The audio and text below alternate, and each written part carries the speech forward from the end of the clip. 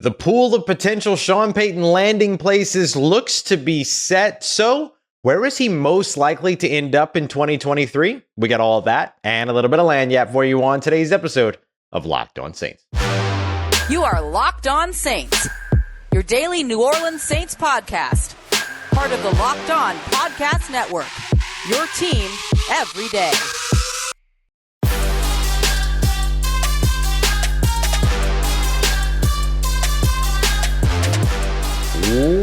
What is good, Who Dat Nation and Who Dat family? Welcome into another episode of Locked On Saints, your daily podcast covering your favorite team, the New Orleans Saints, part of Locked On Podcast Network, your team every day. Thanks so much, as always, making Locked On Saints your first listen of the day every day. Don't forget, we're free and available on all podcast apps and on YouTube as well. And I'm your host, Ross Jackson, at Ross Jackson Nola on Twitter, your New Orleans Saints expert credential member of the media. CrescentCitySports.com, USA Today Saints Wire, Tuesdays on Locked On NFL, and here with you every single Monday through Friday on Locked On Saints. Today's episode of Locked On Saints brought to you by our friends over at Prize Picks. Daily fantasy made easy. Just pick 2 to 5 players, and whether or not they're going to come in at more or less than their Prize Picks projections, you get those right, you can win up to 10 times your entry, and first-time users are going to get a 100% into deposit match of up to $100 by using the promo code Locked On over at PrizePicks.com. On today's episode, we're taking a look at why it's not too late for the New Orleans Saints to make coaching staff changes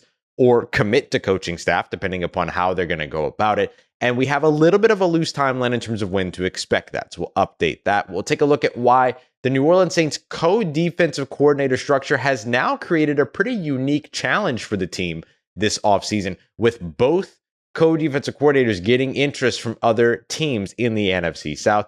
But first, where will Sean Payton most likely land in 2023? So as of right now, it looks like the pool of potential Sean Payton landing places is set.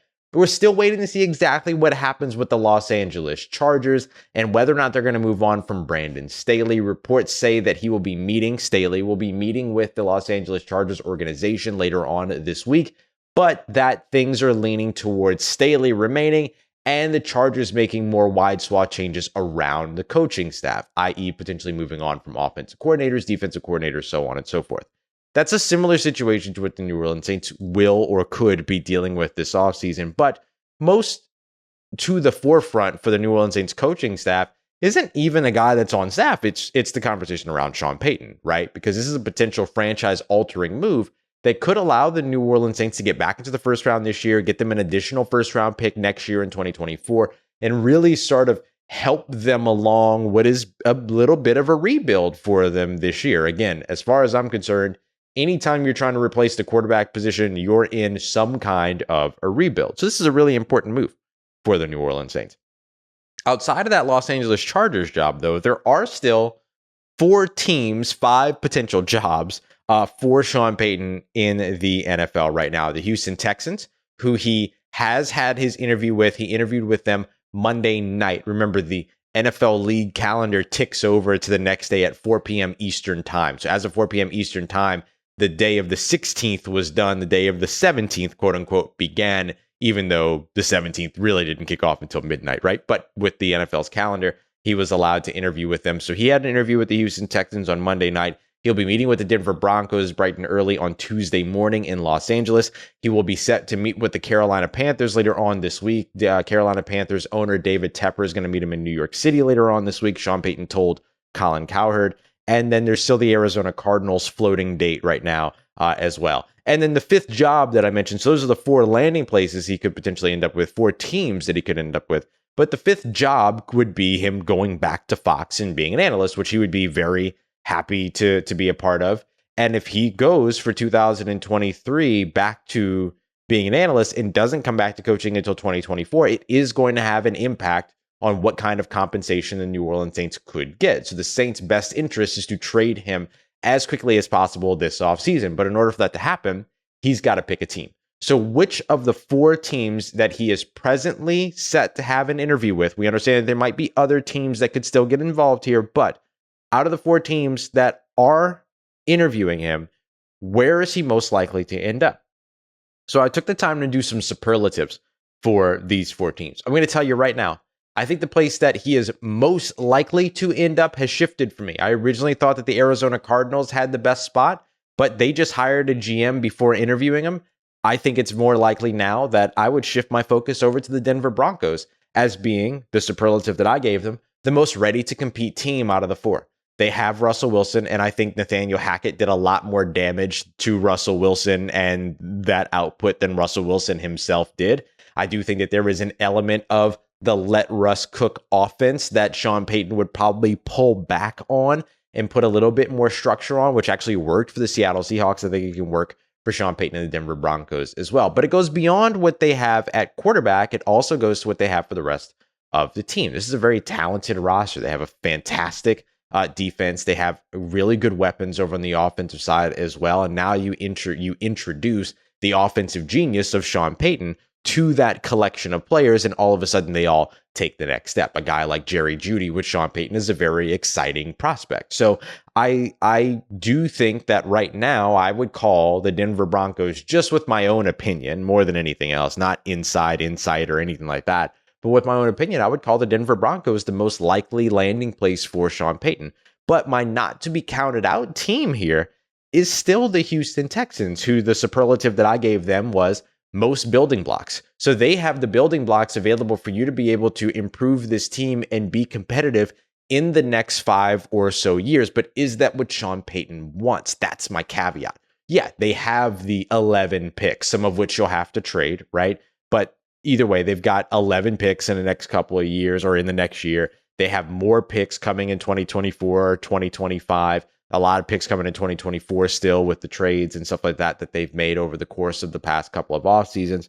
So I think that there's enough there for the Houston Texans to say, hey, you can come and build us in your image, basically. Like, you can come and build this team however you want to. So if Sean Payton has a quarterback in this year's draft that he absolutely loves, like a Bryce Young, CJ Stroud, or a Will Levis, they have the second overall selection that would not be a part of a Sean Payton trade compensation to the New Orleans Saints. Very likely that would be the 12th overall pick. Instead, he would have his pick of the litter in terms of being able to choose that quarterback. Now, it becomes a little bit more tricky if his go-to guy is Bryce Young. So you might have to package some picks and try to move up from 2 to 1 just to keep anybody else from moving up to 1. But we've seen that happen in the NFL many, many times.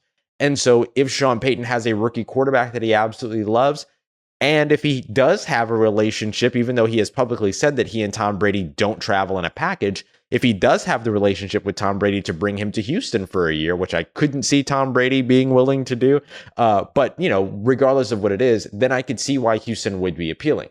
I feel like Sean Payton's first move in Houston would be to trade Brandon Cooks away, because that's not a great relationship. But either way, I mean, outside of that, I think Houston has a lot to offer, including a bunch of salary cap space as well. For me, I think that the Arizona Cardinals are somewhere in the midst of all that, hence why I gave them the tag, the superlative here, somewhere in between, right? Most in between, right? They have a talented roster. They've got some talented players. You don't know what's going on with Kyler Murray in terms of his injury. Is he going to be ready for 2023? Is he not? Does that even matter to Sean Payton?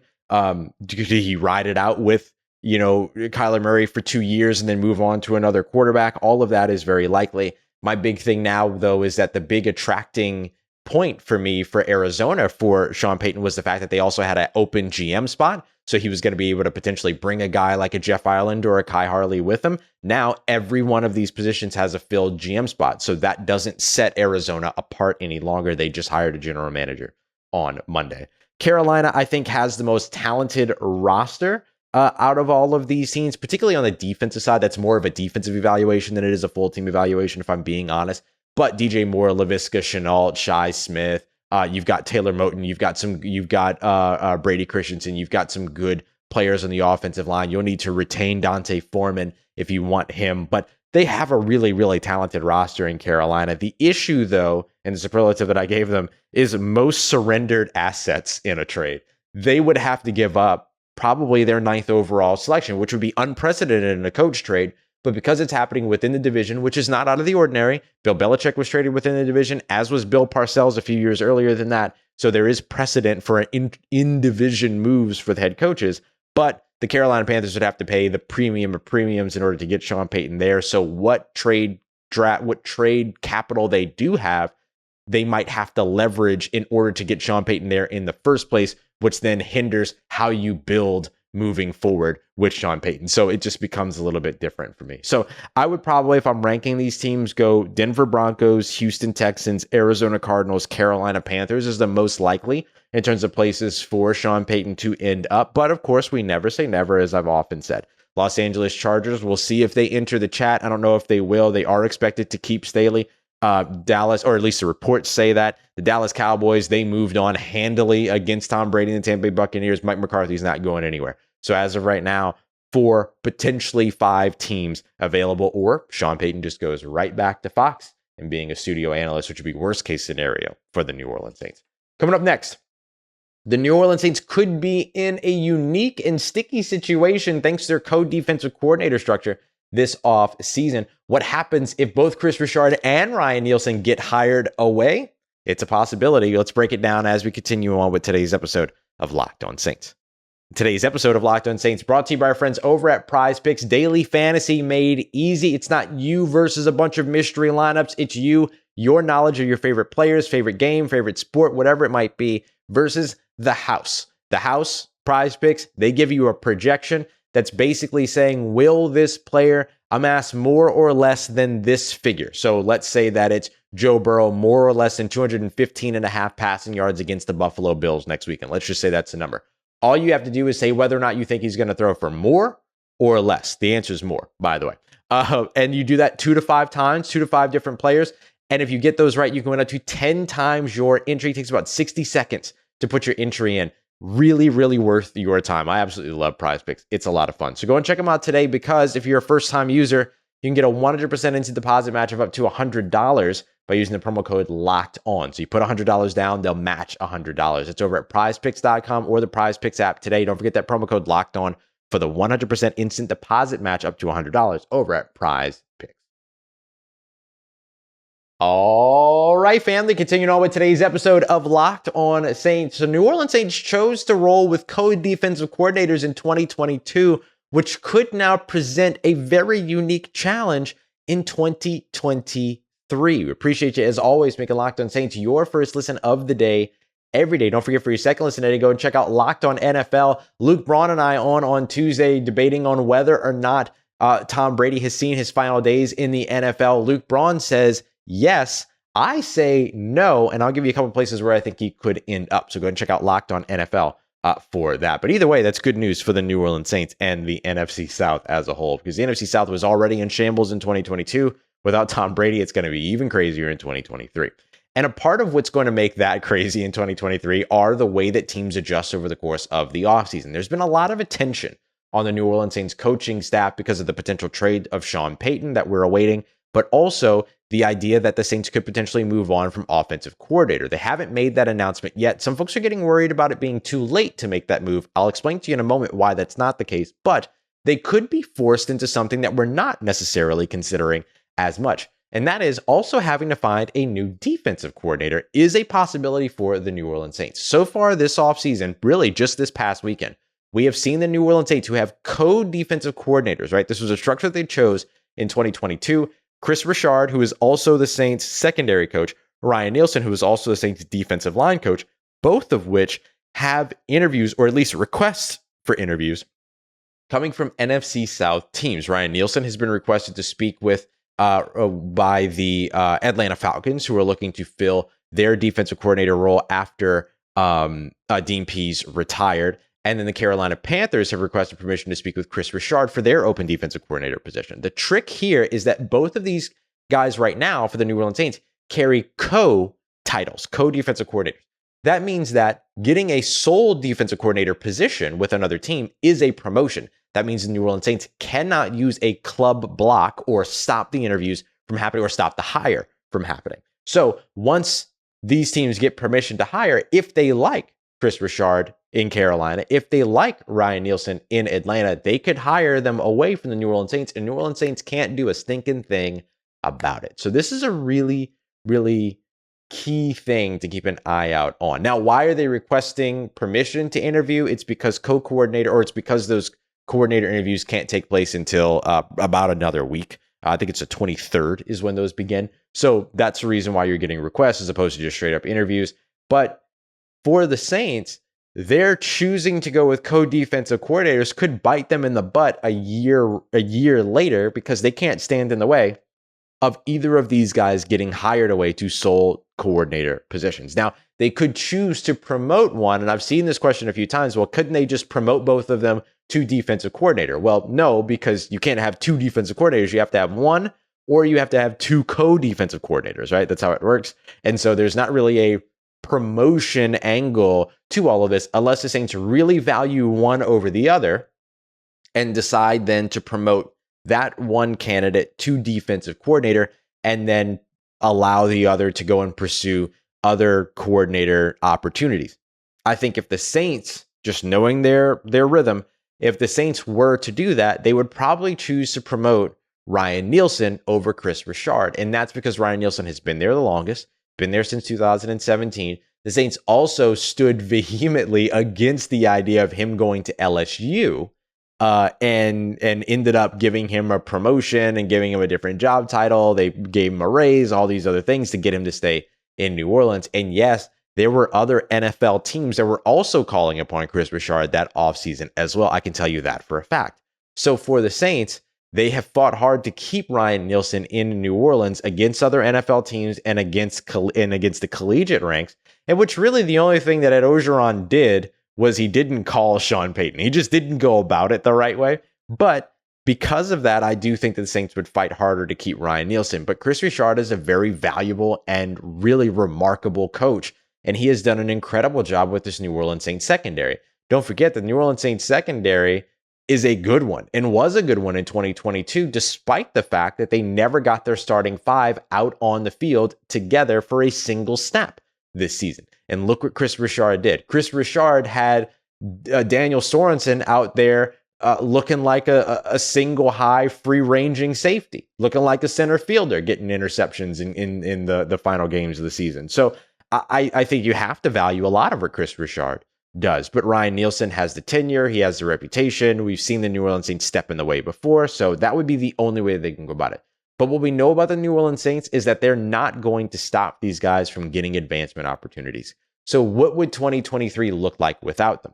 The good news for the New Orleans Saints is that what you're really looking at here is effectively replacing a secondary coach and a defensive line coach. There's a secondary coach that's kind of already in line for the New Orleans Saints in Corey Robinson, who came over from Maryland years ago. He does a great job with the secondary players, already has a working relationship with them. Sterling Moore, former NFL player, is also in the building. So that one, I think you feel a little bit more safe about in terms of a potential replacement in-house that can kind of keep the same teachings. Corey worked with not only Kris Richard, but he's worked with Aaron Glenn as well. So there's just a lot that he has that's like foundational to who the New Orleans Saints are. Defensive line, on the other hand, Ryan Nielsen has had such a massive impact since he showed up in 2017. The Saints have never fallen below 40 sacks in a season. And more than that, they haven't fallen below 40 sacks in a 16-game stretch or 16-game collection of a season over the course of, since Ryan Nielsen has been present. So I think both of which would be very, very hard to replace as their individual roles of secondary coach as well as defensive line coach. The good news for the Saints is that the defensive play caller is already there. He's going to be there in 2023, and that's Dennis Allen. So really, when you're hiring a co-defensive coordinator, you're hiring somebody that can be in the meeting rooms when Dennis Allen can't, that can help to install the defenses, that can help to install what it is that, they're looking to actually institute out on the field. So that is not as hard a job to fill as the defensive play caller. That's not going to change. That's still going to be Dennis Allen. But really, if those two guys go away, what makes this so unique is you're replacing three roles. You're looking for a defensive coordinator, you're looking for a secondary coach, you're looking for a defensive line coach. Hopefully for the New Orleans Saints, this won't be the case, and both Kris Richard and Ryan Nielsen will be right back where they belong on Airline Drive and at the the Caesar Superdome on the weekends in the 2023 season. But this co-defensive coordinator structure, one that I was really, really kind of nervous about going into 2022, now presenting a unique issue here in 2023. So a story we'll follow very, very closely, because while everyone is hoping to hear that the New Orleans Saints may be making a change at offensive coordinator, they could have their hands forced when it comes to defensive coordinator as well. Speaking of that potential change that fans are really looking forward to potentially hearing about, is that change at offensive coordinator. Why haven't the New Orleans Saints announced any coaching staff changes or commitments yet, aside from the commitment to Dennis Allen in 2023? And why it's not too late, and why you shouldn't be worried. We got all that coming up for you as we continue on and wrap up today's episode of Locked On Saints. Today's episode of Locked On Saints brought to you by our friends over at Bet Online, your number one source for all of your sports wagering information. They've got odds, lines, props. They've got news, scores, and articles for you as well, waiting for you right now over at betonline.net, where you can get everything that you need in the world of sports betting, including podcast as well. I know you love sports podcasts. Well, how about some podcasts that are going to get you caught up on all of the sports betting trends in action, the quickest that you're going to find anywhere else? So BetOnline has you taken care of for all of that. So you go and check them out today. You can also get in on other lines, odds, props, not only just in the NFL, but in college basketball with the AP 25 starting to come out. You've got the NBA landscape as we roll over closer and closer to the All-Star break, and games getting more and more meaningful. You've got end-of-year awards, auto racing. You've got a whole bunch of fun stuff. I think they've even got cricket over there as well. So go and check them out today. Bet Online, where the game starts. Let's get it. Who Dat Nation, wrapping up today's episode of Locked On Saints. Why you shouldn't be worried that it's too late for the New Orleans Saints to be making coaching changes or changes to their staff. So here's why you shouldn't be concerned. And in case you don't know what I'm referring to here, the Saints haven't made any commitments to their wider coaching staff outside of the commitment that Dennis Allen will be back in 2023, but that was never not going to be the case.